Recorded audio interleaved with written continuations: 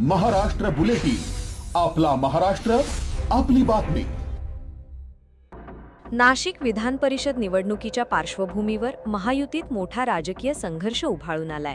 जागा वाटपानुसार ही जागा शिवसेना शिंदे गटाच्या वाट्याला गेली असतानाच भाजपचे माजी नगरसेवक गणेश गीते यांनी उमेदवारी अर्ज दाखल करून राजकीय वर्तुळात खळबळ उडवून दिली आहे। त्यामुळे महायुतीतील अंतर्गत मतभेद उघडपणे समोर येताना दिसत आहेत। गणेश गीते यांनी भाजप आणि अपक्ष असे 2 उमेदवारी अर्ज भरले असून या निर्णयामागे भाजपच्या वरिष्ठ नेत्यांनी दिलेला शब्द असल्याचा दावा त्यांनी केलाय।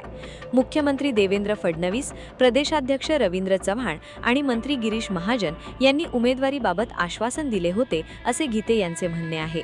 त्यामुळे या घडामोडींनी भाजपच्या स्थानिक आणि प्रदेश पातळीवरील राजकारणात चर्चांना उधाण आलंय। महायुतीच्या अधिकृत निर्णयानुसार शिवसेना शिंदे गटाने नरेंद्र दराडे यांना उमेदवारी दिली आहे। दराडे यांनी आज मंत्री दादा भुसे, पक्षाचे पदाधिकारी आणि कार्यकर्त्यांच्या उपस्थितीत जोरदार शक्तीप्रदर्शन करत उमेदवारी अर्ज दाखल केला। यामुळे शिवसेना आपल्या उमेदवाराबाबत ठाम असल्याचे स्पष्ट झाले।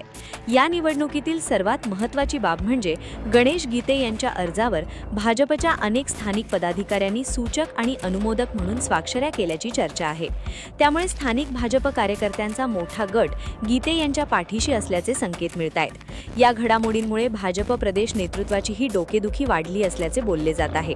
गणेश गीते यांनी अद्याप उमेदवारी मागे घेतलेली नसल्याने नाशिक विधान परिषद निवडणुकीत महायुतीतच मैत्रीपूर्ण लढत की थेट राजकीय संघर्ष याबाबतचा संभ्रम कायम आहे।